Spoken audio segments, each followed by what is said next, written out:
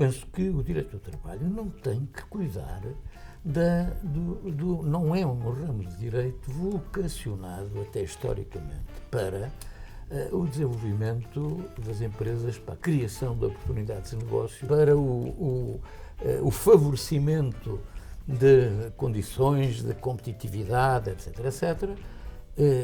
A função social do direito do trabalho, como ramo de direito, como ramo autónomo, específico de direito, é outra. Se o avião está a despenhar, o cinto de segurança não faz sentido. Aí, ou até antes, para prevenir que ele se despenhe, o despedimento coletivo é admissível. Outra coisa é dizer, não, o avião está ótimo, estamos com uma viagem maravilhosa, vamos alijar algum peso, porque ainda subimos mais uns metros. Isso é que já me parece diferente. Mas aí não estaríamos a entrar na liberdade de gestão, é porque o juiz é juiz, não é gestor, não é? Até que ponto é que um juiz se pode substituir a um gestor para decidir se uma determinada medida gestionária ou não é adequada? Esta norma é uma norma mal feita, que cria inúmeros problemas, que está, digamos, em uma relação de incongruência com o modelo legal atual em termos de direito positivo, tudo despedimento coletivo, independentemente da questão da inconstitucionalidade. E aqui significa, eu tenho 20 anos, celebro o meu contrato a prazo porque nunca trabalhei, pronto, ok, 2 anos, acabo este contrato, continuo em condição, vou para outra empresa, continuo a poder ser contratado a prazo por mais 2 anos, depois vou para uma terceira, mais 2 anos, e posso chegar aos 60 anos com 40 contratos trabalho, com uma longa carreira profissional, só com contratos a termo, com base nesta linha. Isto para mim é inconstitucional, viola flagrantemente o artigo 53. Há uns tempos tive um caso de uma trabalhadora que foi despedida da empresa e em tribunal dizia que a empresa era a pior do mundo, que sofria assédio, que teve burnouts na empresa, e perguntei-lhe se ainda assim queria voltar. Ela disse que sim. Isto são situações completamente contra a natura.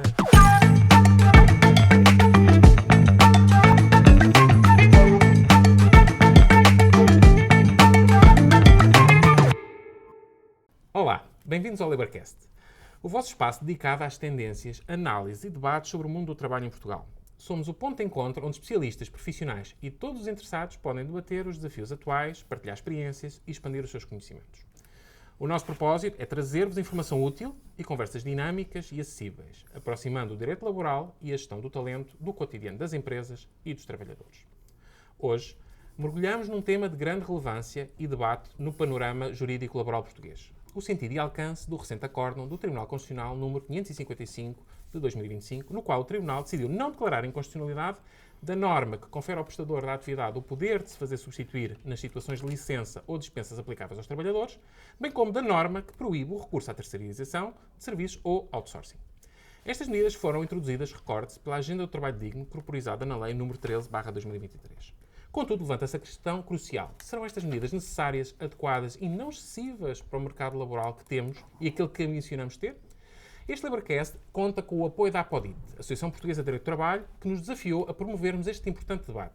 Assim, para nos ajudar a desvendar as nuances deste acórdão e as suas implicações no contexto da revisão legislativa, contamos com a presença dos dois dos mais conceituados professores de Direito do Trabalho em Portugal, que dispensam apresentações, cujas perspectivas enriquecerão certamente a nossa conversa.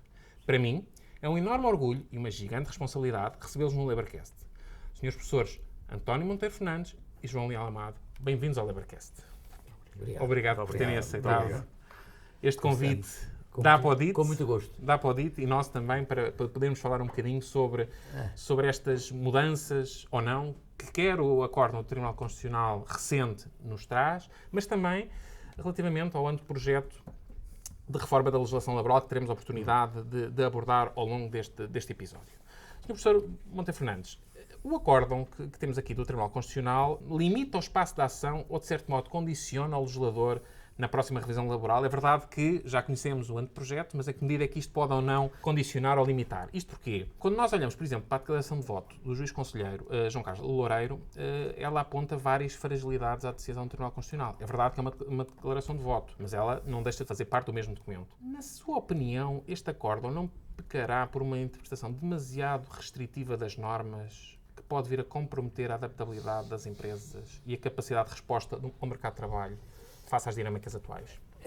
Eu penso que o acórdão não condiciona nada aquilo que o legislador queira vir a fazer sobre os pontos que foram tratados nele. Na verdade, o facto do Tribunal Constitucional ter declarado a não inconstitucionalidade de duas soluções que foram introduzidas no Código de Trabalho em 2023 não significa nem que o Tribunal Constitucional recomenda essas soluções, nem que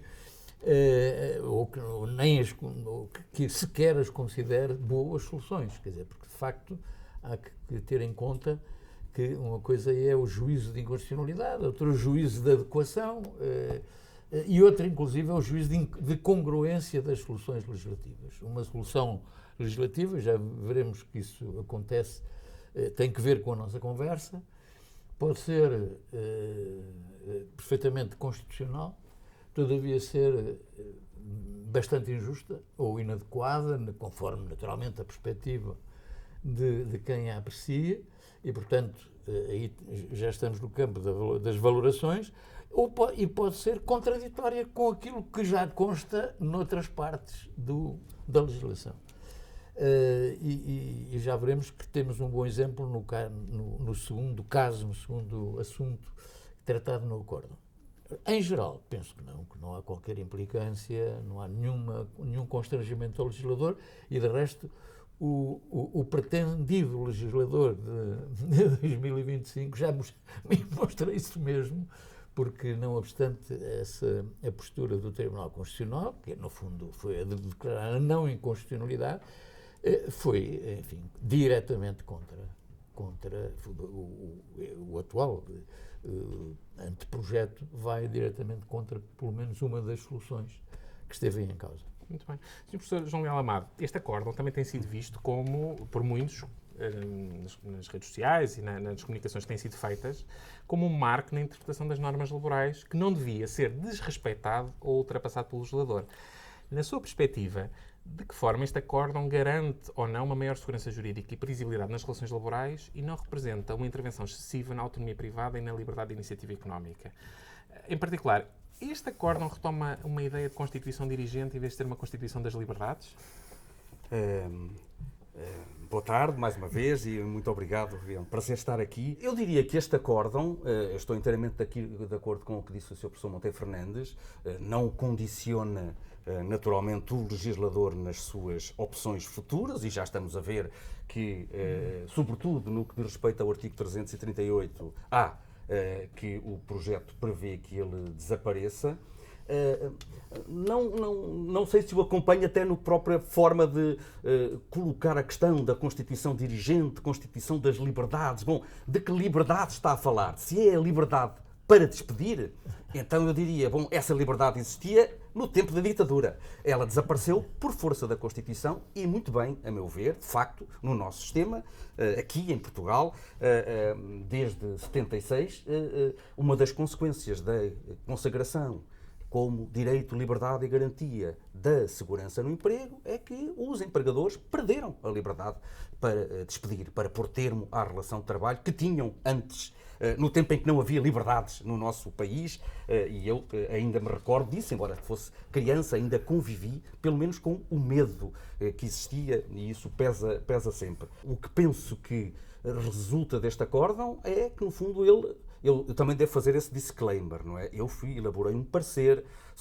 não sobre o 10, número 3, mas sobre a constitucionalidade do 338-A, a pedido da CGTP Intersindical, que de resto está publicado, e, portanto, também quero dizer que, naturalmente, depois de ter feito o parecer, porque estava convencido que a norma, embora seja, repito, e também o escrevi, se calhar sei usar esse termo, tecnicamente é uma norma tosca, vamos dizer assim, uma norma que não é feliz do ponto de vista sistemático, que levanta numerosíssimas dificuldades interpretativas, aplicativas, começámos todos a desentendermos sobre o que é que significava. Qual era a consequência? Qual era a consequência, se isto se repercutia no regime do despedimento.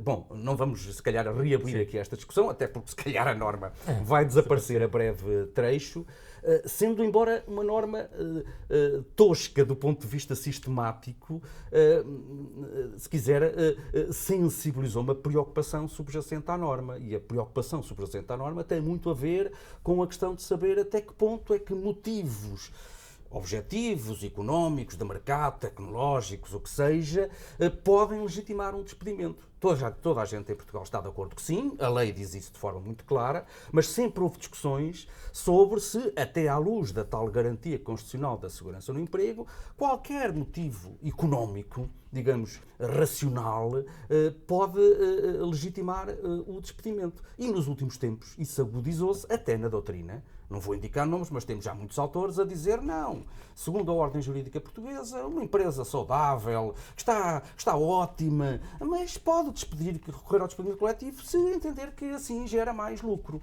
Aí é que eu digo, não.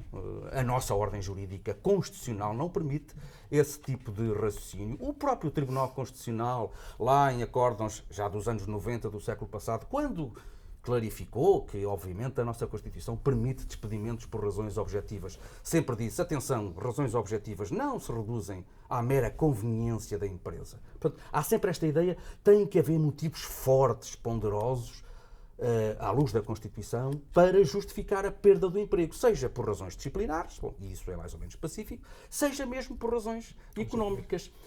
Eu acho que esta norma veio reagir mal, tecnicamente, de forma tosca e incipiente, a essa preocupação e àquele fenómeno que parece que vamos assistindo, que é empresas que estão bem, mas que não têm qualquer dificuldade em lançar para o desemprego.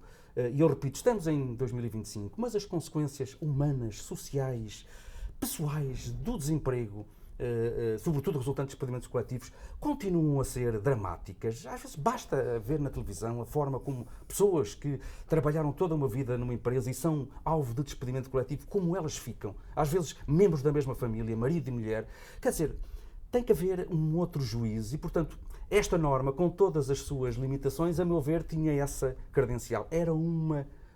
Ainda é, porque ainda não foi revista, ainda não foi revogada, uma projeção do princípio constitucional da segurança no emprego. Eu, há bocado em conversa aqui com o professor Monteiro Fernandes, diria, eu comprava já a ideia de revogar esta norma, mas substituí-la por uma outra a introduzir lá no regime do despedimento coletivo, que desse conta do mesmo tipo de preocupações sociais, de limitar de algum modo, ou de fazer com que os tribunais possam, de algum modo, sindicar os motivos económicos invocados pela entidade empregadora para despedir. Portanto, não estou contra a revogação do 338A, se fosse acompanhada, que eu imagino que não vai ser, de uma compensação em matéria de, enfim, desenho do regime do despedimento coletivo. Enfim, temos sempre que partir desta ideia, não quero... A nossa Constituição tem essa marca, quer dizer, é uma marca identitária da nossa Constituição. Direitos fundamentais, um conjunto extenso, alguns com o regime dos direitos, liberdades e garantias, e, portanto, o primeiro dos direitos, liberdades e garantias é o da segurança no emprego, que tem que se projetar no regime, a meu ver, de algum modo, do despedimento coletivo. Não pode vigorar uma tese de que qualquer motivo económico permite despedir trabalhadores, mesmo que seja o puro desígnio de exponenciar os lucros. Acho que isso não está em linha com a nossa Constituição. Portanto, nessa medida, a Constituição condiciona a liberdade de iniciativa económica. Mas isso é próprio. A partir do momento... Aliás, o direito do trabalho, em certo sentido, todo ele se traduz em instrumentos que condicionam a liberdade, porque justamente o empresário não pode tratar a força de trabalho como trata as matérias-primas, as mercadorias, os equipamentos, as instalações. São pessoas, têm que ser protegidas, é para isso que existe o direito de trabalho, e o nosso tem esta marca constitucional muito forte, que acho que reabilita ou permitiria sustentar a constitucionalidade desta norma. Falou aí, eu vou já calar, peço desculpa, do Dr. João Loureiro. Eu quero dizer, o conselheiro João Loureiro, uma pessoa que eu conheço muitíssimo bem, foi meu condiscípulo, meu colega de curso. Tenho uma enorme admiração por ele, uma pessoa de enorme capacidade, mas permita-me, apesar de tudo, é um acórdão que, independentemente dos méritos das declarações de voto vencidos, que fazem sempre parte do acórdão, até me surpreendeu pelo número, é um acórdão claro, 10-3, portanto não é um acórdão tangencial como tantas vezes tivemos em matéria laboral, e também permita-me, portanto, destacar não só o trabalho da relatora, da conselheira Dora Lucas Neto, mas também enfim, seguramente o trabalho que o Presidente do Tribunal Constitucional teve, o nosso colega, amigo, o professor José João Abrantes, que ainda por cima é um estudioso destes temas, do direito do trabalho, da sua relação com a Constituição, portanto, sem desmerecer o trabalho do Dr. João Loureiro, que é um grande amigo, por quem tenho grande amizade e conheci no primeiro ano da faculdade. Também é verdade, não estou a revelar nenhum segredo. Quase sempre estivemos em lados opostos da barricada, desde o primeiro ano da faculdade, desde as primeiras eleições para a comissão de curso. E ele, então não surpreende o resultado. Não surpreende, e se vir bem a declaração dele, que eu também, enfim, quero ler com mais atenção, até porque não é curta. É quase tão extensa como o acórdão. Também não é uma declaração muito... Enfim, é por pouquinho que ele declara a inconstitucionalidade, porque ele admite, em princípio, que a segurança no emprego não adota não é radical. Muito mais, enfim, não quero usar o termo radical, mas mais alheio à lógica maioritária do acórdão. Mas foi só esta nota, porque tenho uma enorme amizade por ele, damos muito bem, quase sempre estamos em lados opostos, e é uma pessoa de enorme seriedade e capacidade. Mas, enfim, foi 10-3, e pronto, e confesso que fiquei satisfeito, porque vi, apesar de tudo, num tempo difícil que é o que vivemos, enfim, uma afirmação de pujança do princípio constitucional da segurança no emprego, e isso acho que é importante. Claro que a norma, se calhar, vai desaparecer, mas acho que tem o seu interesse, sobretudo no momento histórico que estamos a atravessar. Muito bem. Sr. Professor Monteiro Fernandes, o outro tema do acórdão prende-se com a autorização da substituição temporária no caso dos trabalhadores ou dos prestadores para subordinados. Esta autorização não constituirá uma violação gritante da autonomia privada e do princípio da total confiança, se tivermos em conta, por exemplo, que em muitos casos o Ministério da Atividade poderá ter escolhido um prestador pelas suas qualificações, pelas suas características, ter escolhido uma pessoa em concreto e desconhecer, por exemplo, sem culpa a existência de uma relação de dependência económica. Por exemplo, um caso de um prestador de serviços que perdeu os restantes clientes e ficou apenas com o Ministério da Atividade. Pode haver estas alterações, não é? Neste caso, o Ministério da Atividade passa a ser um empregador forçado, sem livre escolha do trabalhador contratado, mais do que acontece na relação laboral, porque o contrato de trabalho é um contrato que tem em conta a pessoa do trabalhador. O trabalhador não se pode fazer substituir, mas um parasubordinado pode forçar unilateralmente essa substituição.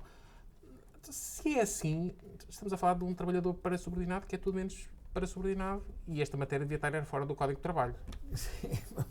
Bom, tudo isso pressupõe uma interpretação da norma do artigo 10º, número 3, que não é a minha. Quer dizer, eu, de facto, faço dessa norma uma interpretação bastante, eu diria, bastante soft. Interpreto-a no contexto do artigo, na sua totalidade, e, em particular, na sua ligação com o número 2 do mesmo artigo, onde se definem as condições para se adquirir a condição de trabalhador independente, ou melhor, trabalhador autónomo economicamente dependente, e aquilo que eu penso que está em causa é meramente a perda dessa condição pela circunstância de falhar um dos requisitos que constam da definição do número 2, que é o não recurso a terceiros. E, portanto, aqui essa condição, essa característica falha e, não obstante, é a minha interpretação, o legislador diz, nem por isso deixa de ser considerado trabalhador economicamente dependente, isto é, autónomo, mas economicamente independente, continuará a ter o regime específico próprio dessa qualidade, que consta do artigo 10º, que é o da famosa equiparação que o artigo 10º faz, e nada mais do que isto. O que quer dizer que o artigo 10º, número 3, na realidade não constitui qualquer limitação para o credor do serviço. O credor do serviço, na minha opinião, continua livre de pôr termo ao contrato como contrato de prestação de serviços.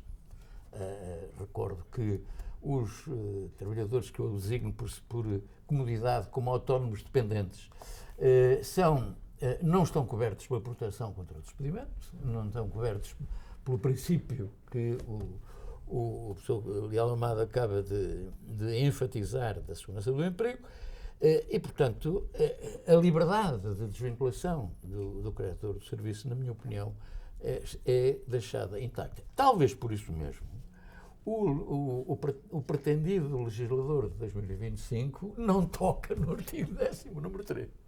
De certo o faria se fizesse essa interpretação altamente limitativa. Eu julgo que, contra o que diz, inclusivamente, uma das declarações de voto do acórdão, que se refere a esta minha interpretação que está publicada, e dizendo que é uma interpretação com problemas e que não parece ser de acolher, pelos vistos, pelo menos o futuro legislador sente-se confortável com ela. achou aceitável, não é? E aprovou. Portanto, na realidade, eu penso que as consequências tremendas ou tremendistas que se extraem do texto deste número 3 do artigo 10º não estão necessariamente contidas nesse texto se dele se fizer uma interpretação contextual. Contextual, ou seja, se o número 3 for lido à luz dos restantes números do mesmo artigo. Sr. Professor Leal Amado, sobre esta figura híbrida, qual é que será o presente e o futuro da mesma? Pois, olha, uma boa questão. Eu vou dar, claro, a minha opinião, e a minha opinião pode estar muito errada. Eu tenho que confessar que sempre foi esta uma matéria em que nunca me senti confortável a lidar com este fenómeno. E isto, enfim, é uma coisa que já vem de há muitos anos, não é? A velhinha LCT, anos 60, ou seja, já lá tinha aquele artigo 2º, e confesso, repito, admito que no futuro venha a corrigir e pode ser uma dificuldade minha, como dizia o outro, de ordem raciocinativa e não conseguir, mas nunca vi grandes frutos e não sou, digamos, particularmente partidário desta figura híbrida que não é carne nem é peixe, que depois da ASO também há todas estas dificuldades. Não digo que não existe algum espaço. Agora, aquela ideia, aí está, olha, uma coisa que, pelos vistos, a agenda do trabalho digno apostou um pouquinho em fazer florescer mais e regular com maior detalhe esta figura. Ela tem muito passado, pelo menos para os académicos. Eu não sei se na prática, depois a aplicação prática deste regime, acho que é muito residual. E às vezes, quando estou a ler textos, fico com a ideia que, olha, é aquilo que antigamente falávamos do teletrabalho. Há mais gente a falar sobre o teletrabalho do que propriamente teletrabalhadores. Com a pandemia isso mudou, é verdade. Mas ainda não veio nenhuma pandemia que torne, enfim, a meu ver, verdadeiramente relevante do ponto de vista do sistema esta categoria híbrida. E não, enfim, como sabe, há países que a adotam, Espanha, Itália, com diferentes matizes, outros que não, como a França, e eu confesso que não sou particularmente, acho mais produtivo o caminho que nós já começámos a fazer, de trabalhar a noção de contrato de trabalho, que foi como retrabalhada e se calhar com muito mérito, até por parte do Sr. Professor Monteiro Fernandes, que tem, não sei se no texto legal teve influência, mas na parte doutrinal do trabalhar, aquela alteração, deixar de se falar em direção patronal, passar a falar-se na inserção no âmbito organizativo. E há propostas muito interessantes. O último livro que eu li de um autor francês, o Locquier, muito conhecido, ele diz, não, temos que ultrapassar a ideia da subordinação jurídica. O contrato de trabalho centra-se numa relação de autoridade e de controlo, e não vamos falar mais em subordinação jurídica, porque isso já não é compatível com as novas formas de controlar, mais sofisticadas, mas que já não passam por aquela velha subordinação clássica com que nós estamos habituados. Vejo mais virtualidades numa evolução por aí do que arranjar esta figura, repito, que é uma prestação de serviço, mas depois equipara-se para certos efeitos. Como bem disse o Sr. Professor Monteiro Fernandes, nisto não vejo nunca atribuí muita importância a esta norma, porque, por isso, quer dizer, está bem, faz-se substituir, mas depois pode ser despedido livremente o parecer contra. Não vejo o drama que há aí, se calhar por isso não foi alterada a solução. E, sinceramente, admito que esteja a dizer alguma coisa que choca alguns, porque sei que há muitos doutrinadores que têm uma particular interesse nesta área e que pensam que é por aqui que o direito do trabalho vai evoluir, este híbrido. Eu não tenho fé nenhuma nisso. Acho que é mais pela evolução da noção de contrato de trabalho que vamos passar e não... Porque isso tem efeitos perversos, por vezes.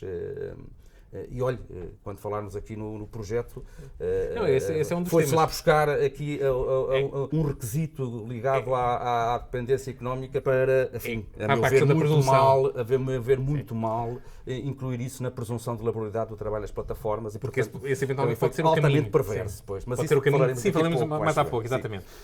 Sr. Professor Monteiro Fernandes, há pouco estávamos também, o Sr. Professor João Amado estava a falar, já a introduzir o tema da proibição do outsourcing, que foi introduzida pela Agenda do Trabalho Digno.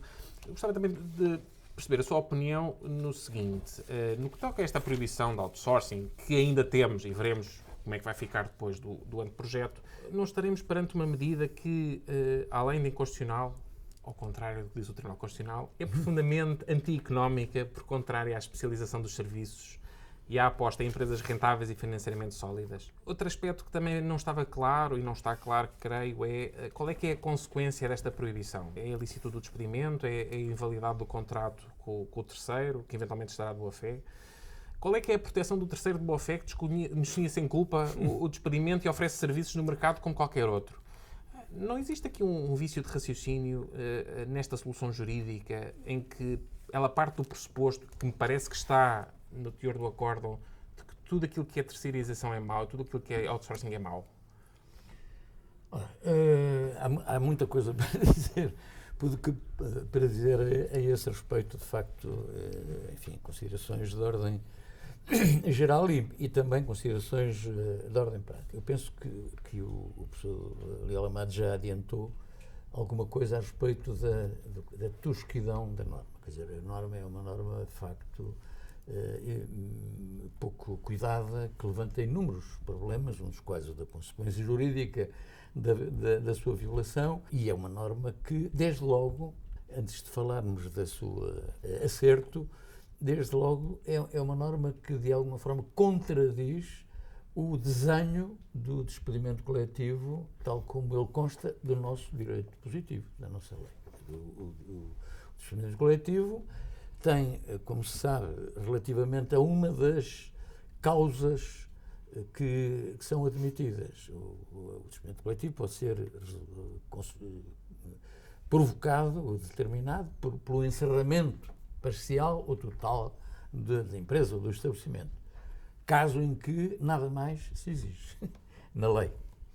E depois há uma segunda situação, que é a de redução do pessoal. E essa redução do pessoal tem que ser fundamentada em motivos que a lei enumera e até define com um certo sentido manualístico, não é?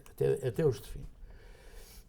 Na realidade, o desenho do despedimento coletivo no nosso direito positivo é o de um instrumento da liberdade de iniciativa económica, não é o de um instrumento da segurança do emprego. E neste sentido, a regra do artigo 338, número A, é uma regra incongruente com esse modelo geral do despedimento coletivo. Eu diria que se quisesse manter e conferir consistência a uma norma destinada a impedir que sistematicamente, de uma forma generalizada e uniforme, se destruíssem postos de trabalho por motivos de externalização de funções, a norma deveria ser diferente e deveria projetar-se ou refletir-se no regime do despedimento coletivo. E é aqui que eu chego ao meu ponto. Eu penso que o direito do trabalho não tem que cuidar não é um ramo de direito vocacionado, até historicamente, para o desenvolvimento das empresas, para a criação de oportunidades de negócio, para o favorecimento de condições de competitividade, etc., etc.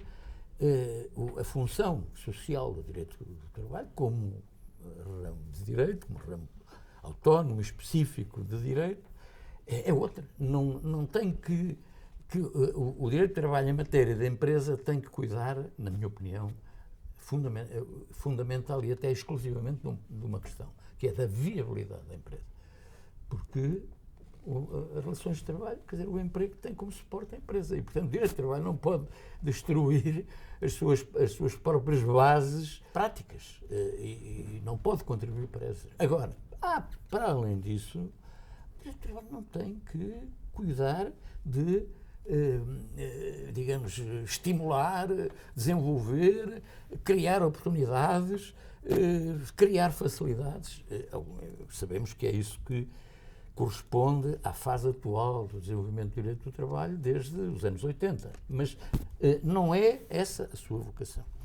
E, portanto, para, enfim, cair um bocadinho mais, ou para nos aproximarmos um pouco mais da questão colocada, eu diria que, tal como o professor Ariel Amado, que esta norma é uma norma mal feita, que cria inúmeros problemas, que está, digamos, numa relação de incongruência com o modelo legal atual em termos de direito positivo do despedimento coletivo, independentemente da questão da inconstitucionalidade, que também podemos referir. A questão da inconstitucionalidade é uma questão à parte, já de início o salientei, e eu penso que, efetivamente, de acordo com o modelo existente no nosso ordenamento de um despedimento coletivo como instrumento da liberdade de iniciativa económica, é sustentável que, de facto, o artigo 338 ofende esse modelo.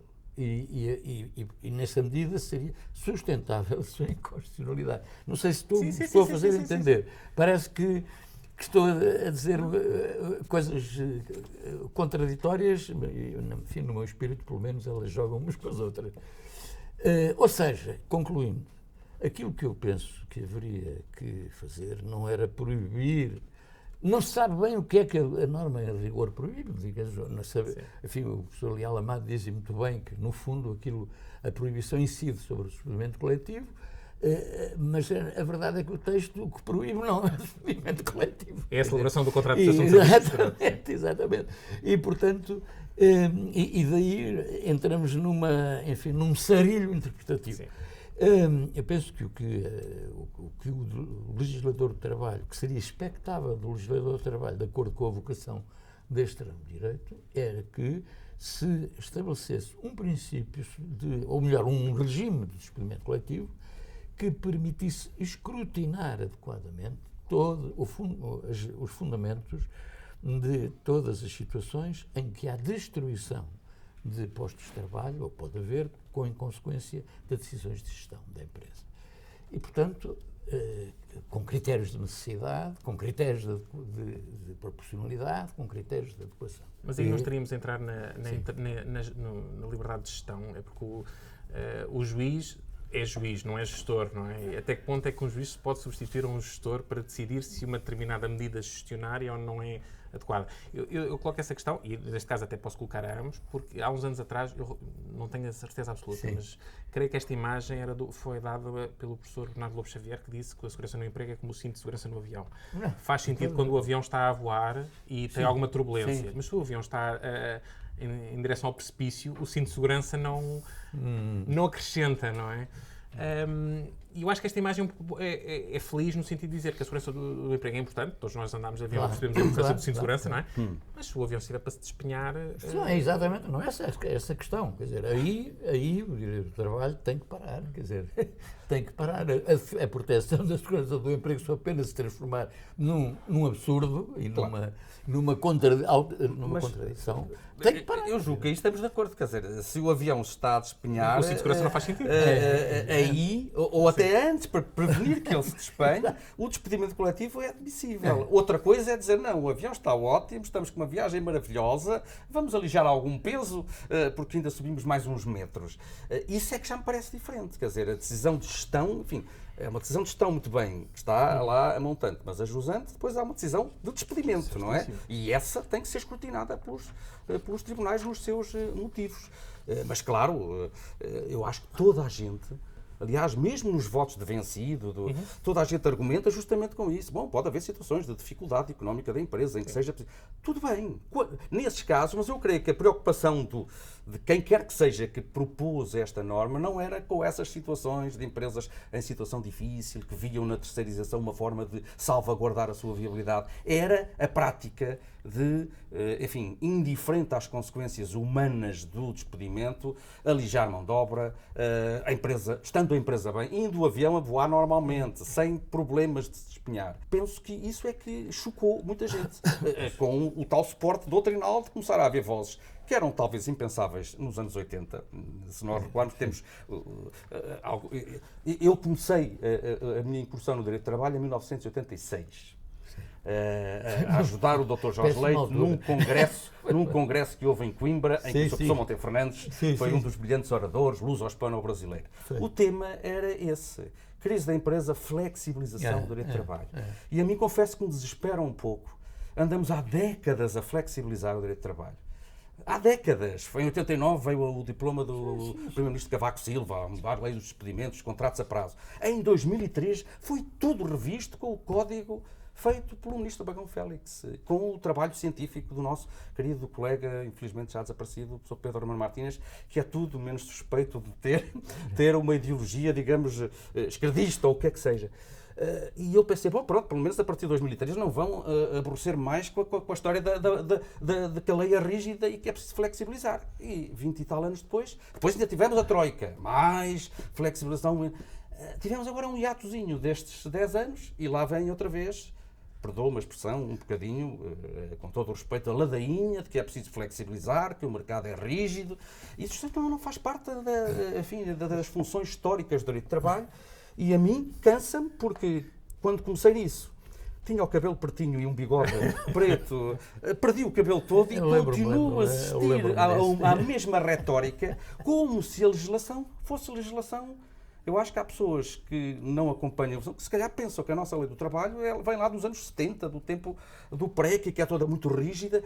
Temos sofrido processos atrás de processos de flexibilização. Agora, há limites que são estar representados pela ordem de valores constitucionais. A não ser, pronto, que se passe para essa ordem e diga, bom, vamos mudar a Constituição. Também já ouvi propostas. Vamos tirar os direitos fundamentais dos trabalhadores, vamos passar a liberdade de iniciativa económica para um direito de liberdade e garantia. Quer dizer, fazer outra Constituição. Tudo bem, aí tem que me calar, não é? Até lá não me calo. Porque esta norma que temos estado a falar, a da 338A, um dos seus defeitos de construção é exatamente ser uma norma indiscriminativa, digamos. Uma norma que é para qualquer caso em que uma empresa, seja pelo que for, externaliza ou pretende externalizar funções. E eu penso que, quer dizer, essa é uma das razões, porque é preciso ter em conta a questão da graduação das soluções.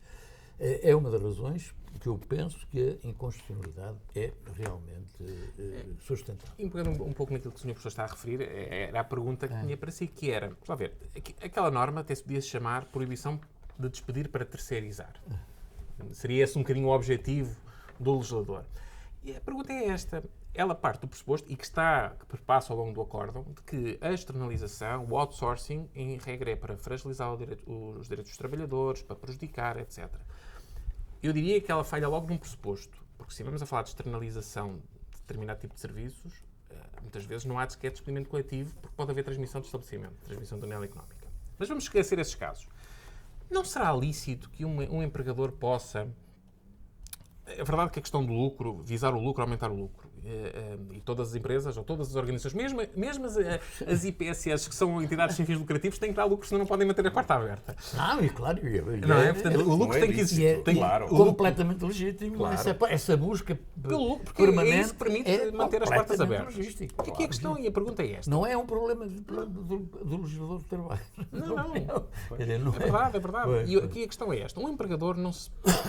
Esta proibição, que depois vamos ver se desaparece ou não, mas com esta proibição o empregador está-lhe vedada a possibilidade de se focar nas áreas ou tipos de atividades onde é mais produtível, rentável e tem mais know-how e deixar para outros que são especializados e podem prestar o serviço de uma forma mais eficiente, inovadora e dinâmica. É que isto impede a especialização, porque teríamos que ter organizações de organização vertical que cobrissem todas as áreas. Isso impede a especialização em determinados setores. É verdade que podemos falar na limpeza e que se calhar é o setor se calhar de mais mão de obra intensiva, mas podemos estar a falar da contabilidade, podemos estar a falar dos sistemas informáticos. Hoje em dia é praticamente impossível, se calhar, uma empresa ter um departamento de informática interno, porque com a escassez de mão de obra, mais facilmente contrata um serviço a uma empresa especializada.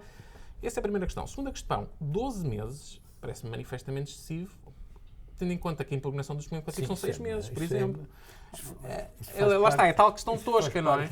Mas isso é logo das tais questões, depois de uma norma que foi ali posta um bocadinho, enfim, quase que diríamos a martelo, sem ter uma visão global do sistema e, portanto, dar asa a todas estas dificuldades. Isso não há dúvida. Agora, eu diria, apesar da epígrafe da norma ser enganadora, a norma não visa proibir a terceirização. Visa proibir que, para terceirizar, se recorra ao despedimento. Apesar de tudo, são coisas diferentes. Quer dizer, tudo isso que o Dr. David referiu poderá ser feito, mas com respeito dos contratos dos trabalhadores que já lá estão, que não devem ser despedidos por esse motivo.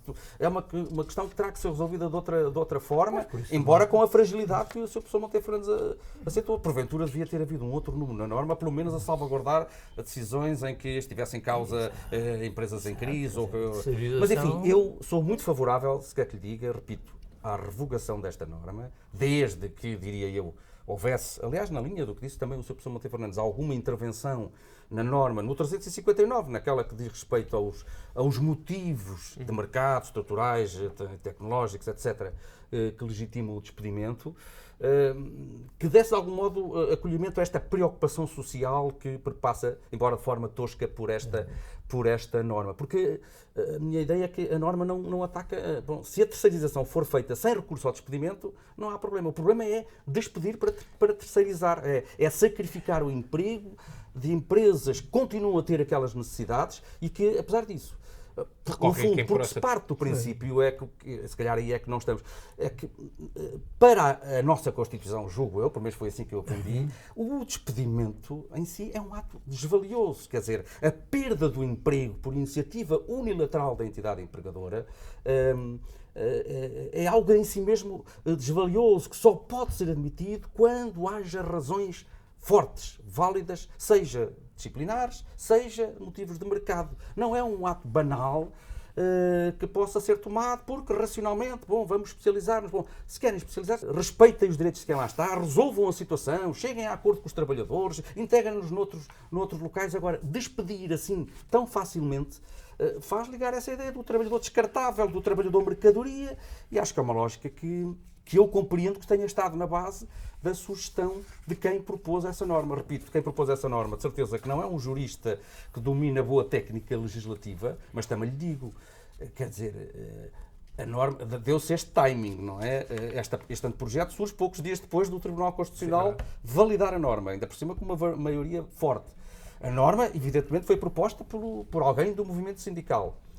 Não vai ser fácil, julgo eu, agora saindo do terreno puramente técnico, no domínio da concertação social, dizer a um sindicato, olhem, a norma foi validada, mas foi validada, os sindicatos sentem que é uma coisa justa, mesmo que, sem entrar no detalhe jurídico, é uma coisa justa porque combate o descarte dos trabalhadores.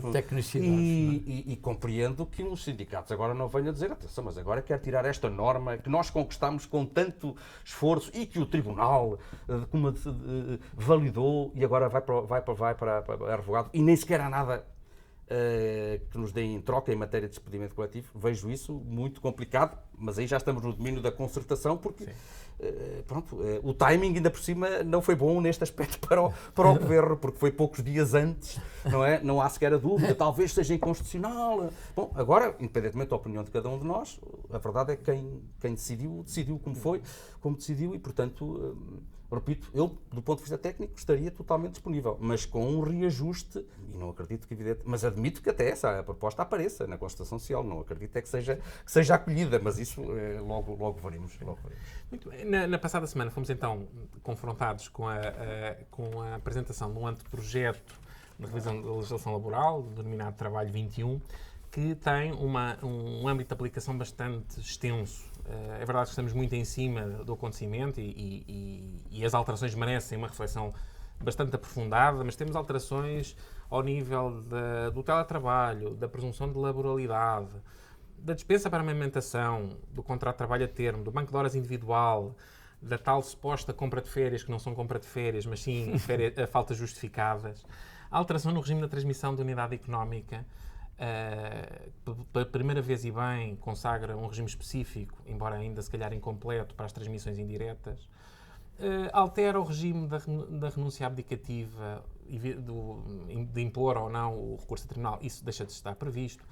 Altera também, parece-me, o regime dos procedimentos disciplinares, do despedimento, da reintegração, dos poderes do Ministério Público, do fim das regras da terceirização do outsourcing. Enfim, cria ali uma figura, ou seja, elimina uma figura sobre a escolha da convenção coletiva aplicável, muito criticada pela doutrina, e cria uma nova, que é uma espécie de aplicação geral da convenção coletiva por decisão do empregador. Também altera a matéria da denúncia e duração da convenção coletiva e altera os sistemas da greve. Portanto, estamos a falar aqui de uma alteração bastante extensa. É verdade que ela está muito em cima, ainda estamos todos um bocadinho a tentar perceber as alterações, a razão de ser das mesmas, o sentido e alcance. Eu gostava de, nesta parte do Labourcast, poder colocar a ambos, não é? Como é que veem, cada um à sua maneira, naturalmente, este conjunto de alterações e se tem algumas que quereriam destacar no sentido positivo ou negativo? Porque neste momento estamos no anteprojeto, os parceiros sociais vão participar, depois provavelmente teremos um projeto, teremos ainda consulta pública, estamos ainda no início do nosso caminho e estamos muito a tempo de, pelo menos, começar a olhar para isto e pensar se vamos no bom caminho, se não vamos, se isto é uma contra-reforma da agenda, se há algo mais. Enfim, gostava de saber um pouco a vossa opinião sobre o anteprojeto que nos vai ocupar seguramente nos próximos meses. Eu por princípio, sou adversário de juízos globais, de juízos chapa. É bom, é mau. E, neste caso, esse tipo de juízos seria ainda mais inadequado.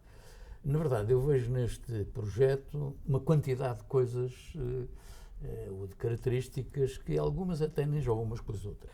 Há, evidentemente, aqui uma aragem flexibilizante e precarizante. Isso é notório num número significativo de soluções enfim, poderia, não vou agora, penso que seria inadequado estar agora a referi-las ponto a ponto. Há aqui algumas soluções que são úteis e que são, afinal de contas, reflexos até do senso comum. Refiro-me, aqui posso exemplificar, àquilo que se estabelece a propósito dos direitos coletivos dos tais autónomos dependentes, dos tais trabalhadores autónomos economicamente dependentes, em que, na realidade, as alterações anteriormente introduzidas no Código do Trabalho levantavam um mundo de dúvidas e de, enfim, ambiguidades que nunca chegaram a ser esclarecidas por uma legislação específica que foi desde logo prometida. Eu penso que foi, de alguma forma, essa matéria foi, de alguma forma, posta em ordem e tornou-se legível, tornou-se inteligível, coisa que anteriormente não era. Portanto, há, sim, algumas soluções que são de facto, que relevam do senso comum. Há uma solução que eu tenho que salientar, porque venho há longos anos a lutar contra ela, porque ela vem já de 89, é uma nódoa na nossa legislação de trabalho, que persistiu durante décadas, e que é aquela presunção de aceitação do despedimento com base na aceitação da compensação pelo trabalhador, que é, de facto, uma norma que, para além, enfim, de não ter um substrato de realidade mínimo, tem articulado com ela uma exigência, a exigência de devolução da compensação, que é, enfim, por razões que não vale a pena explicar, mas que eu penso que são relativamente claras, e evidentemente negativas, tendo um objetivo único e visível, que é impedir o trabalhador despedido e que impugna e que foi, enfim, que se considera ilicitamente despedido, de recorrer ao tribunal para obter a declaração da ilicitude do despedimento, impedi-lo.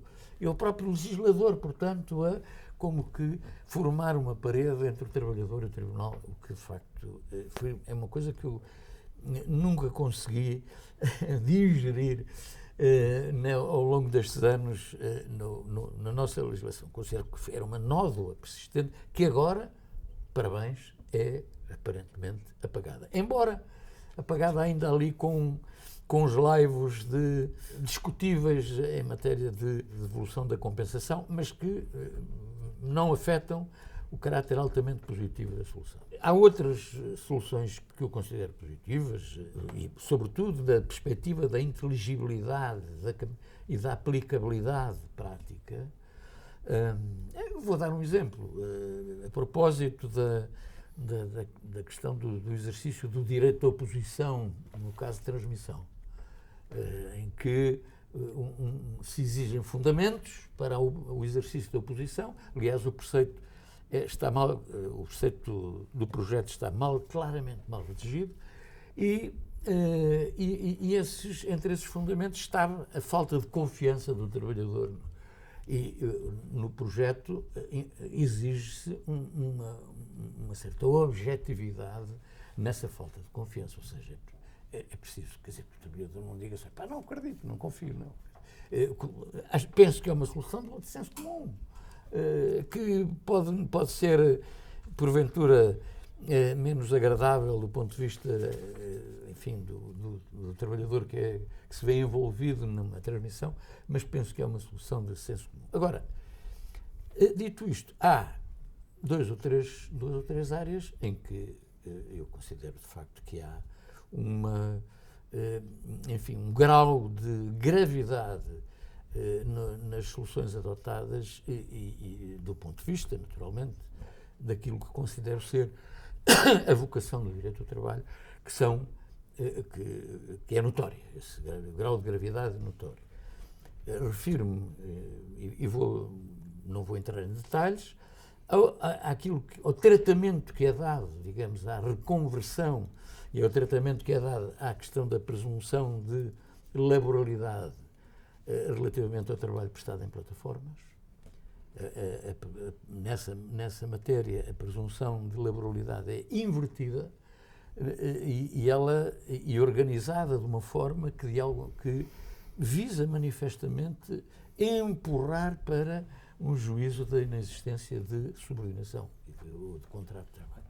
E, portanto, enfim, para quem tem uma perspectiva diferente acerca do que pode ou deve ser a qualificação dessas situações face até à experiência social, aquilo que se vê, aquilo que é o contacto direto com estas realidades, é de facto um aspecto que não posso considerar positivo, como igualmente não posso aplaudir o banco de horas individual, nomeadamente pelo facto de que ele pode ser instituído por regulamentação interna que se torne eficaz mediante, possivelmente, a aceitação tácita do trabalhador.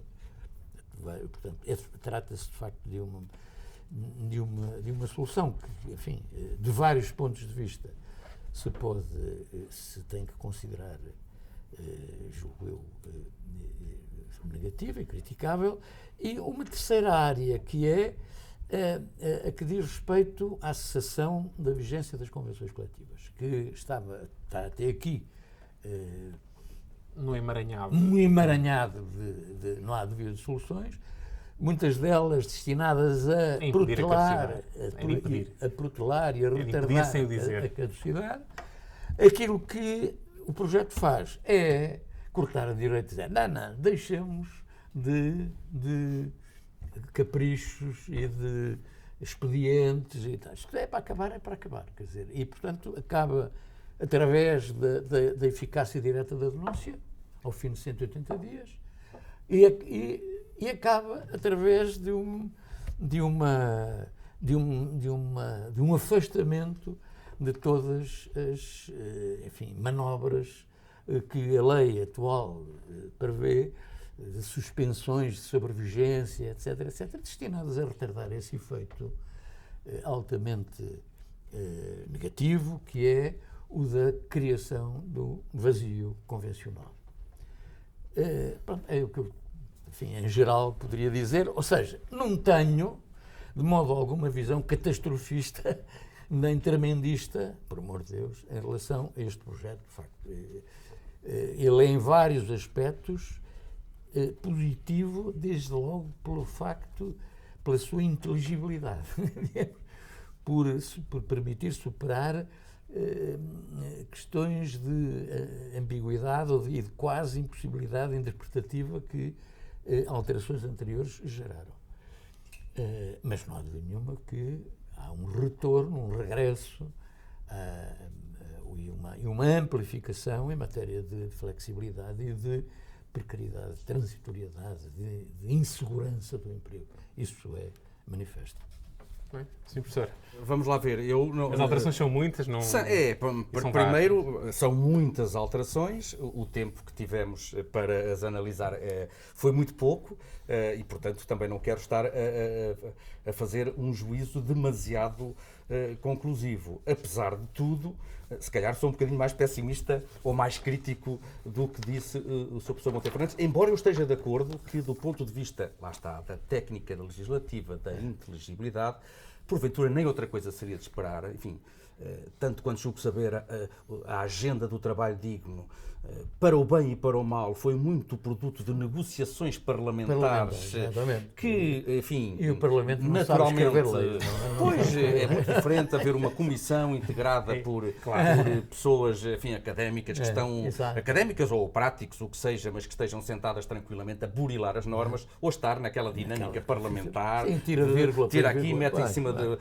E, portanto, nesse aspecto, reconheço que sim, e revejo-me totalmente, como, para não dizer que só critico, há aqui alguns aspectos positivos. Eu diria, para mim, o mais positivo de todos é mesmo essa eliminação da presunção legal de aceitação do despedimento quando o trabalhador recebia a compensação devida, que era uma norma sobre a qual eu também já tinha escrito muito, que, apesar de tudo, se foi mantendo e agora verifico com muita satisfação que ela desaparece da nossa ordem jurídica, assim como outros aspectos que têm sido falados, sobretudo a questão da compra das férias, que tem sido muito compra de mais dias de férias, que na verdade são os dias de falta justificada, não remunerada. Enfim, também não vou dizer que é negativo, acho que é positivo. Não me parece muito importante, acho que é mais, enfim, um efeito mediático do que outra coisa. De todo modo, enfim, atrevendo-me a fazer e reconhecendo que há aspectos positivos, num balanço global, creio que falarmos em contra-reforma laboral não é incorreto. Isto é, acho que a postura do Governo foi um pouco revisitar, para usar o termo, não só a agenda do trabalho digno, mas também, eu diria, sobretudo a Lei 93/2019, aquela lei que mudou o regime dos contratos a termo e tantas outras matérias. Enfim, no período em que governou a chamada geringonça ou no período de maioria absoluta do Partido Socialista, esta legislação da última meia dúzia de anos anterior ao atual governo, enfim, foi uma revisitação, eu diria, muito musculada, quase que de arma em punho, para ir destruindo alguns dos símbolos principais dessas medidas. Já não vou voltar ao 338A, já falámos disso, mas eu atrevia-me aqui a dar 4 ou 5 aspectos que foram aqueles que me impressionaram mais, negativamente, neste caso. Primeiro, ter-se, e não é uma surpresa, claro, não estava à espera de outra coisa, mas ter-se modificado o regime da renúncia dos trabalhadores aos seus créditos, passando, aliás, numa formulação muito estranha, não sei se eu tinha aí basicamente uma formulação muito estranha, porque a norma, o novo número 3 do artigo 337, tem assim, o crédito trabalhador não é suscetível de extinção por missão abdicativa, salvo nos casos em que o trabalhador declara expressamente a renúncia, como quem diz. Não, sim, ao escrito, mesmo tempo, com o reconhecimento da assinatura. Por escrito, mas é evidente que nunca houve caso algum em que se falasse numa renúncia meramente verbal nos tribunais. O único novo é o reconhecimento notarial da assinatura. Ouça, isso não resolve problema nenhum. Ninguém nunca questionou que a assinatura era do trabalhador. O problema é... Mas é uma formalização adicional. Sim, mas o problema é admitir-se que o trabalhador renuncie ao seu salário, a retribuição por férias, a subsídio de Natal, a trabalho suplementar, num momento em que acaba o contrato de trabalho, em que porventura ainda está para receber o último salário, está numa situação muitas vezes com déficit informacional, está numa situação débil porque precisa de receber aquele salário, e nós sabemos que na prática, muitas vezes os empregadores, se ele não assinar a declaração que o empregador redigiu, ele não vai receber o salário. Eu percebo isso, mas impor uma ida ao tribunal não é excessivo? Não é impor ir ao tribunal, é não permitir a renúncia.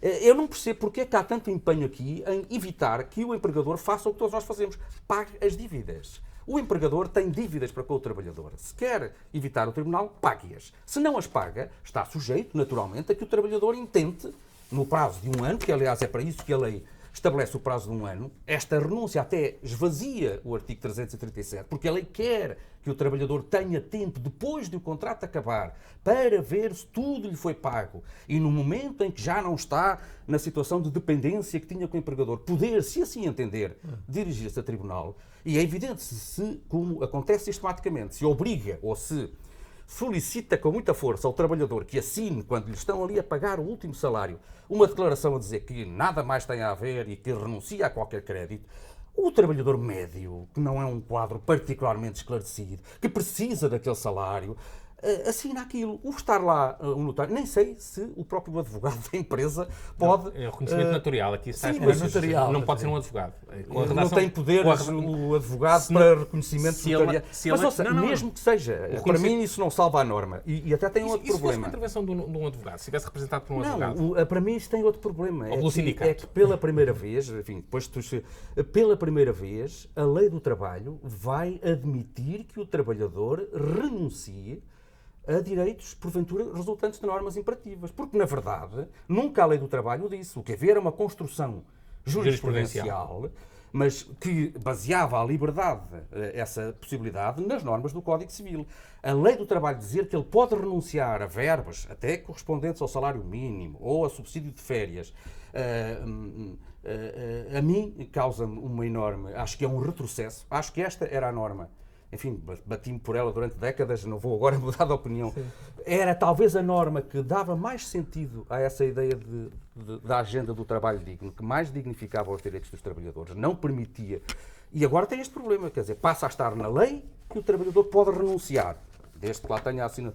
E eu já nem sei se ainda vai ter o efeito perverso, quer dizer, agora, bom, está aqui que pode renunciar, se calhar vai poder renunciar mesmo durante a vigência do contrato, porque aqui não se diz nada que durante a vigência do contrato ele não pode renunciar, e a jurisprudência era unânime em dizer que, enquanto... Portanto, acho que isto é um retrocesso claríssimo, na minha perspectiva, mas não é inconstitucional. Portanto, todos os outros são inconstitucionais, para mim. Instituição do precariado, puro e duro, através daquela norma que permite, de forma muito expressa, que o trabalhador pode ser contratado a prazo, pelo prazo de 2 anos, desde que nunca tenha tido antes um contrato por tempo indeterminado. Isto vale para jovens, para semijovens, para velhos, para maduros, o que significa que é uma abertura do sistema para que o trabalhador faça toda a sua carreira profissional com base em contratos a termo, satisfazendo necessidades permanentes das empresas. Este 140 é aqui. Um dos motivos que permite a contratação a termo é isto. Independentemente, não são necessidades transitórias de trabalho, é contratação de trabalhador que nunca tenha prestado atividade ao abrigo de contrato de trabalho por tempo indeterminado. Essa era a jurisprudência que tínhamos a propósito do trabalhador à procura. É verdade, mas isso acabou e agora volta para trás, não é? Saiu do período experimental. Está bem, pois, mas está aqui, portanto, e aqui significa, eu tenho 20 anos, celebro o meu contrato a prazo porque nunca trabalhei, pronto, ok, 2 anos, acabo este contrato, continuo em condição, vou para outra empresa, continuo a poder ser contratado a prazo por mais 2 anos, depois vou para uma terceira mais 2 anos e posso chegar aos 60 anos com 40 contratos de trabalho, com uma longa carreira profissional, só com contratos a termo com base nesta linha. Isto para mim é inconstitucional, viola flagrantemente o artigo 53.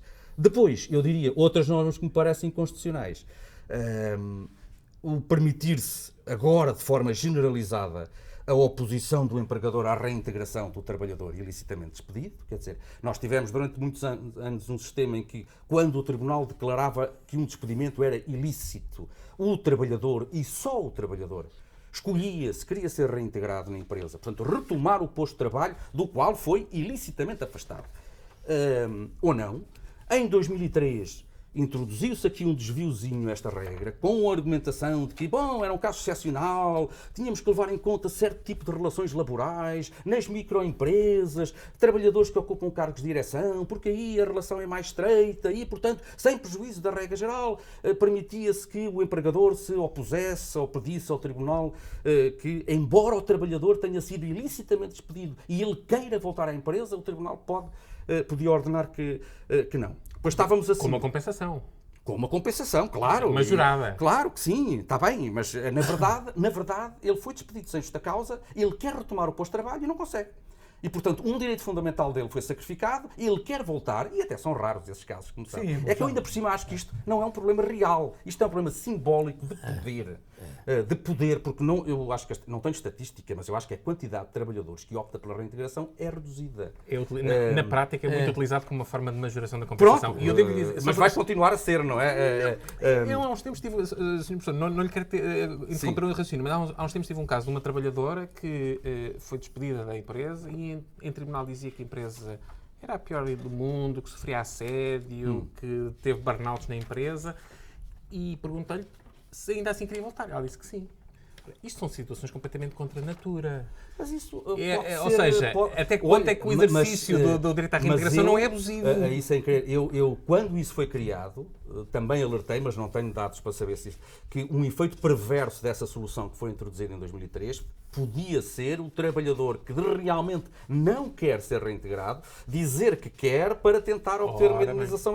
Mas então, olha, aqui ainda vamos ampliar o espectro dessa possibilidade, porque agora, pelos vistos, e aí é para toda e qualquer empresa, mesmo que seja um trabalhador mais ou menos indiferenciado de uma grande empresa, o empregador vai sempre poder pedir a exclusão da reintegração. Como a outra alteração passou por um voto, salvo erro, no Tribunal Constitucional, enfim, a não ser que o Tribunal mude a sua orientação, que é possível, passaram muitos anos, e a composição, acho que esta norma é de constitucionalidade muito duvidosa, porque no fundo significa que o trabalhador nunca tem o direito, diríamos, potestativo, de, tendo sido vítima de um despedimento ilícito, regressar à empresa. Mesmo que trabalhe numa grande empresa, mesmo que seja um tipo indiferenciado, que não tem quase contacto com a entidade empregadora, está sempre sujeito a que o empregador invoque que o regresso dele é perturbador. Há aqui, na parte da greve, umas nuances que eu não sei como é que ela vai ser interpretada. Enfim, são setores essenciais, a distribuição alimentar e os lares. Não, eu não estou a queixar-me do... Eu estou a queixar-me não, isto é, estou a reclamar daquilo que também já escrevi, sobre o qual já escrevi há muitos anos e que, aliás, tenho vertido quando sou chamado e que gostava de que me dissessem como é que é com a nova lei. Isto quer dizer que porque eu tenho ouvido dizer que, enfim, e realmente tem algum suporte na letra, que parece que agora é o legislador que diz quais são os setores e as empresas onde sempre terão que ser definidos serviços mínimos caso haja greve, o recurso à greve. Porque até agora havia casos em que o Tribunal dizia, o Tribunal Arbitral, que não é necessário definir serviços mínimos, portanto, serviços mínimos, zero. Aparentemente, esta solução... Aqui fala-se que é devido à prestação de serviços mínimos, a medida dos serviços pode ser definida pelo Tribunal. Se a medida puder ser zero, eu convivo bem com isso, porque eu continuo sem perceber, se houver uma greve no metro de Lisboa de 2 horas ou 3, eu não vou, em princípio, decretar serviços mínimos, porque não há necessidades imperativáveis, se me obrigarem, por força da lei, porque acho que é inconstitucional. Portanto, pode ser inconstitucional se for lida. Porque, por um lado, parece que está sempre a obrigar a definir serviços mínimos. Por outro lado, diz, bom, na definição dos serviços mínimos devem ser observados os critérios da proporcionalidade, da necessidade e adequação. Se eu, no caso concreto, entender não são necessários serviços mínimos, porque não estão a ser violadas ou insatisfeitas necessidades impertríveis, tudo bem, é uma alteração da redação, mas o que eu tenho ouvido... Mas não me parece que seja essa... não é esse, pelo menos, é verdade que estamos todos a trabalhar sobre um ano de projeto muito recente. Mas é que se for assim, mas eu não a mudança da redação não teria impacto nenhum. Tem no alargamento dos setores. É verdade sim, mas eu não estou a questionar, até porque era um elenco exemplificativo. Sempre foi exemplificativo. Mas agora, para mim não é dramático. A questão é de me dizerem, enquanto académico ou enquanto decisor, que havendo uma greve num destes setores, é sempre necessário definir serviços mínimos, mesmo que seja 0,1. E eu acho isso que não pode ser. Mas enfim, vamos aguardar. Eu queria talvez terminar, porque só um ponto para chamar a atenção, isto passa quase despercebido, mas o Dr. David não lhe passou despercebido. Há mudanças significativas no processo disciplinar, no procedimento disciplinar, com o regresso, embora com uma técnica legislativa muito diferente, do caráter facultativo da instrução. Nas micro, pequenas e médias empresas, só deixa de fora as grandes empresas, e, portanto, aí também se podem, independentemente de juízos de valor, que, tendo em conta a jurisprudência do Tribunal Constitucional em 2010, também corre o risco, porque, no fundo, só deixa de fora as grandes empresas, que aquelas têm mais de 250 trabalhadores, portanto, um universo muito restrito. E os sindicatos, naturalmente, vão ver nisto um ataque aos direitos dos trabalhadores em sede procedimental, porque o trabalhador é ouvido, tem direito à audiência, mas depois se diz, mas ouça o meu colega tal a testemunha. Não ouço nada. E pode, segundo eu não quero discutir só estou a dizer que, sim, é verdade, do ponto de vista da constitucionalidade, pela argumentação que o Tribunal teve em 2010, pode também voltar. E queria só referir um último ponto, que para mim é o mais importante, porque eu estes todos, devo dizer, não me surpreendem, alguns discordo radicalmente dele, mas isso é a vida, temos opiniões diferentes, faz parte. O que me surpreendeu mesmo foi aquele ponto que o Sr. Professor Monteiro Fernandes já referiu, que é a nova redação proposta, eu não sei se devo usar essa expressão, para a presunção de laboralidade no trabalho nas plataformas digitais, porque com certeza que o artigo 12A, aquele que está hoje em vigor, não é perfeito, foi aliás produto de uma aturadíssima negociação e com certeza que podia perfeitamente ser aperfeiçoado, burilado, mas o que está agora no 12/12A, porque isto agora... Está tudo no 12, o 12A é não é nada, peço desculpa, não é nada em termos... É tudo menos uma presunção. Aquilo limita-se a utilizar os critérios da anterior, quando toda a gente dizia, ou toda a gente, enfim, muitos autores diziam, a anterior não serve porque está pensada para o trabalho de uma era pré-digital, em que não havia sequer plataformas e, portanto, é preciso uma presunção específica. O que é que este projeto faz? Só indica um requisito adicional. E depois dá 4 ou 5. E depois dá 4 fatores.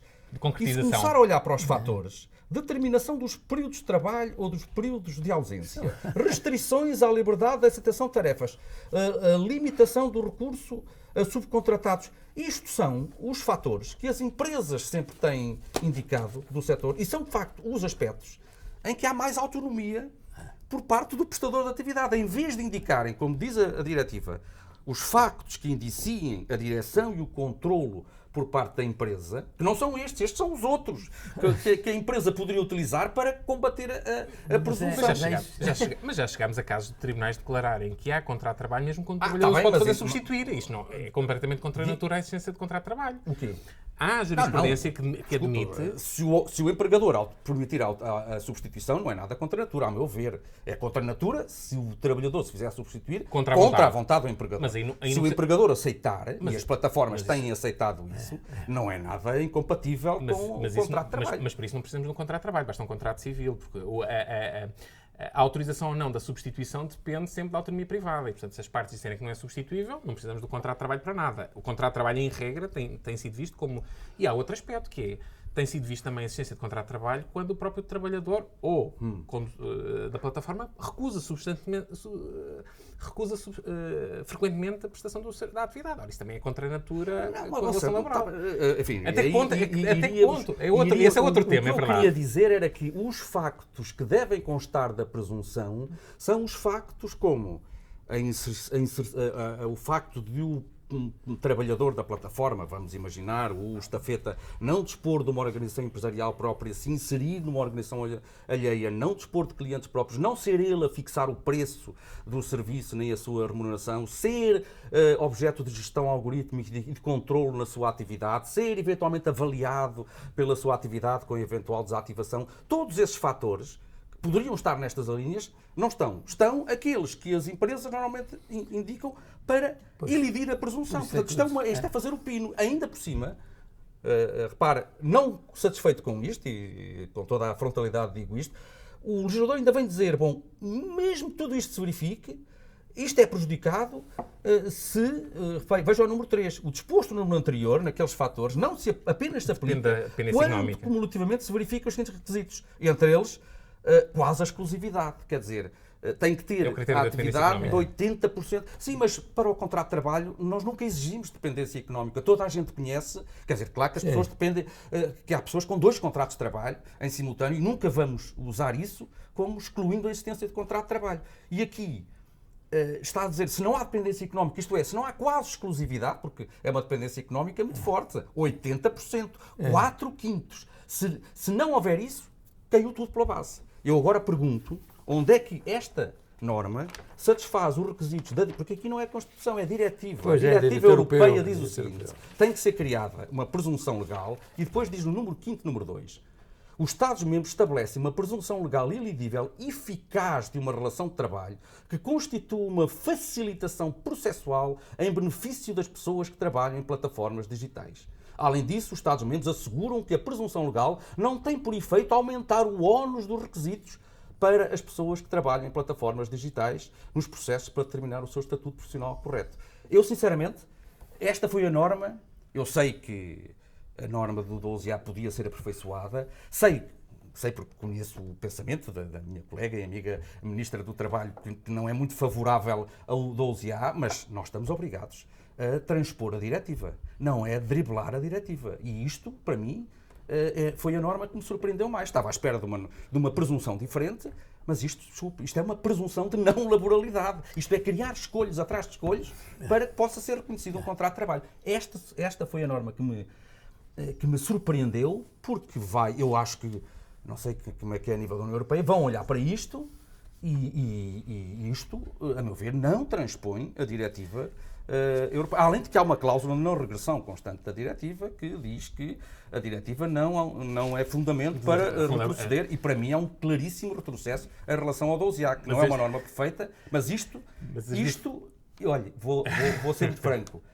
Acho, sinceramente, que o Governo queria eliminar o 12A, tal como quer eliminar o 338A. Não pode eliminar porque há uma diretiva e fingiu que está a transpô-la. Mas não está a transpô-la, a meu ver, com esta redação. É a questão do novo 12 e 12A. E basta ver que, por exemplo, se nós olharmos para o caminho dessa diretiva, a diretiva teve várias formulações, até propôs. Claro. Os projetos de diretiva propunham até uma definição de presunção. E percebeu-se a dificuldade de acomodar esta nova forma de trabalho. Claro, mas isso se calhar, está certo. Voltamos, se calhar, ao ponto de partida, que é até que ponto é que a tal figura híbrida que nós não conseguimos muito bem abarcar o seu sentido de alcance, não era ela a própria resposta, eventualmente, para a questão do trabalho de plataformas. Mas a União Europeia discorda disso e consagrou uma diretiva a dizer que não, que é contrato de trabalho. Com uma presunção que cada país terá que encontrar. Claro, mas tem que estabelecer uma presunção, não é uma presunção de brincadeira. Peço desculpa, de facto, por assim dizer, induz a apreciação das situações locais no sentido da ausência de subordinação, no sentido, quer dizer, há de facto uma orientação que é, no fundo, oposta àquela que resulta da diretiva.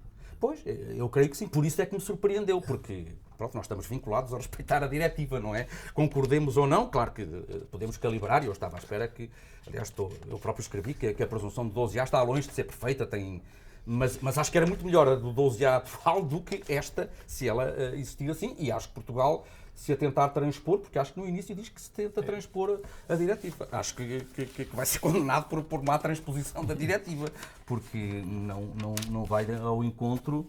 Eu tenho a impressão que diz para aí algures que está a transpor a diretiva. Sim, isto não é transpor, isto é, em bom futebol, driblar a diretiva. Vamos ver se a diretiva se deixa driblar ou se tem um defesa central de jeito que corte, porque acho que isto não está correto. Mas enfim, estou a dizer isso com toda a frontalidade e franqueza. Estamos no caminho. Em qualquer forma. Estamos num processo. Estamos agora exatamente no início do caminho, a tentar ainda perceber. Há outras medidas também que foram aprovadas, o aumento da licença parental. Sim, eu também.